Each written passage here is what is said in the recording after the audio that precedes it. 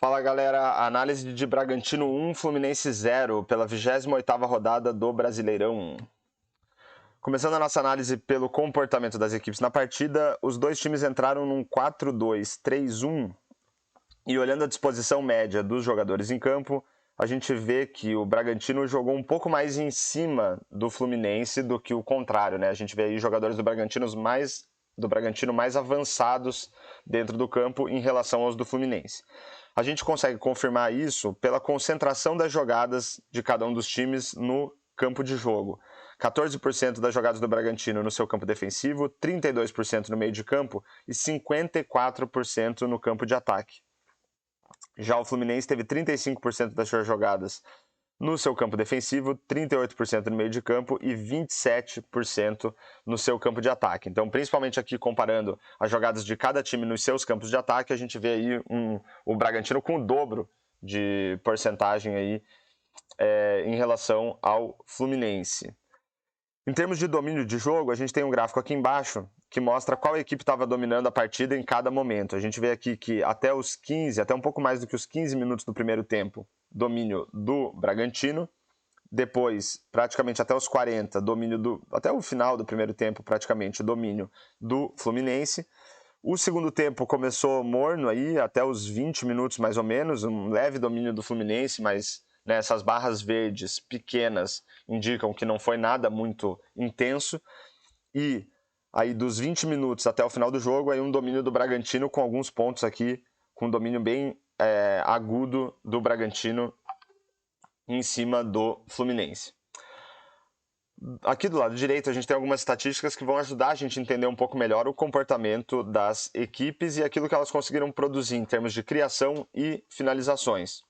A gente vê aqui que o Fluminense teve mais posse de bola, com 58%, um número de médio para alto para um visitante, né? E como é de praxe aí, apostou bastante em passes, né? 589 tentativas com 84% de aproveitamento. As estatísticas aqui de bolas longas e de cruzamentos do Fluminense não chamam muita atenção, foram números baixos. Pelo lado do Bragantino, também a maioria das estatísticas aqui com valores baixos. A que se destaca mais aqui é o número de bolas longas tentadas, foram 53 tentativas. Em termos de criação, foram 15 passes decisivos do Bragantino contra 10 do Fluminense, um número de médio para alto aqui do Bragantino. Passes decisivos são passes que permitem um chute a gol ou então uma assistência para gol. Em termos de expectativa de assistências, um número bem alto para o Bragantino como mandante, 2,29, aqui 5 estrelas, e 0,36 para o Fluminense. É um número baixo aí para um visitante. A ideia da expectativa de assistências é medir a capacidade das equipes de levar a bola até regiões do campo que sejam mais favoráveis para a marcação de um gol.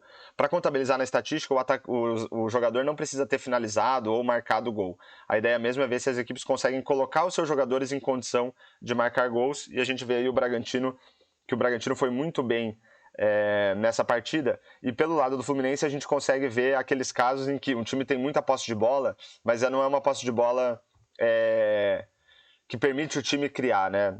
É aquela infrutífera a posse de bola que o Fluminense teve na partida. Em termos de chutes a gol, 21 do Bragantino, 12 do Fluminense, um número de médio para alto aqui para o Bragantino. Foram 7 chutes bloqueados, 11 para fora, sendo que 2 passaram perto do gol, uma bola na trave, uma bola defendida e um gol marcado. Pelo lado do Fluminense, 3 chutes bloqueados, 4 para fora, sendo que um passou perto do gol, e 5 chutes defendidos. Em termos de chances claras de gol, o Bragantino conseguiu criar 2 e o Fluminense uma chance clara de gol criada. Mas só a gente olhar para a quantidade de chutes a gol, isso não diz muito para a gente sobre a qualidade das oportunidades e dos chutes propriamente ditos. Então, para isso, a gente tem duas estatísticas: a expectativa de gols, que mede a qualidade das oportunidades, e a gente tem a expectativa de gols pós-chute, que considera também a qualidade dos chutes em si. Então, considerando as oportunidades criadas, a expectativa era de que o Bragantino marcasse 2,18 gols. Já o Fluminense, 0,54. Quando a gente considera também a qualidade das finalizações, essa expectativa de gols do Bragantino cai para 1,19 e do Fluminense sobe para 0,83. A diferença entre a expectativa de gols e a expectativa de gols pós-chute vai dar para a gente uma medida da qualidade das finalizações dos atacantes. aqui o quanto os atacantes conseguiram aumentar ou reduzir em expectativa de gols para os seus times. Então a gente vê aqui pelo lado do Bragantino que esse número é menos 0,98, né, praticamente um gol, que os atacantes do Bragantino reduziram de expectativa para o seu time com base na qualidade, né, ou nesse caso falta de qualidade das finalizações. Pelo lado do Fluminense esse valor é de 0,28, não é um número muito alto, mas ainda assim é positivo, que mostra que os atacantes do Fluminense conseguiram aumentar a expectativa de gols do Fluminense com base na qualidade das finalizações. Quando a gente compara a expectativa de gols pós-chute com o número de gols efetivamente marcados, a gente vai ter uma ideia do desempenho dos goleiros. Então, a expectativa era que o Bragantino fizesse 1,19 gols e marcou um gol. Essa diferença de 0,19 positiva mostra que o goleiro do Fluminense teve um desempenho relativamente bom na partida. Ele tomou 0,19 gols a menos, se é que isso fosse possível, do que o esperado. Não é um desempenho, está mais perto de um desempenho neutro do goleiro do Fluminense, né, já que 0,19 é um número muito próximo de zero. Por outro lado, a expectativa era que o Fluminense marcasse 0,83 gols e não marcou nenhum. Essa diferença ela é positiva em 0,83, ou seja, o goleiro do Bragantino ele tomou praticamente um gol a menos do que o esperado, então um bom desempenho do goleiro do Bragantino. E para fechar a análise, se a gente olhar todas as estatísticas aqui, desde passes decisivos até o número de gols marcados, são todas estatísticas que eu considero que ajudam a gente a entender se a partida foi boa, se a partida foi interessante. A gente vai ver pelo lado do Bragantino que a gente tem várias estatísticas aqui com 4 estrelas ou mais, né? Passes decisivos, expectativa de assistências, chutes a gol e expectativa de gols. Já pelo lado do Fluminense, todas as estatísticas aqui com 3 estrelas ou menos, né? Ou seja, todos os números aí de medianos para baixo. Então, isso mostra que se a partida teve alguma qualidade, mas talvez não muita, foi muito mais pelo lado do Bragantino do que pelo lado do Fluminense. Melhor ainda para o Bragantino, que venceu a partida por 1-0.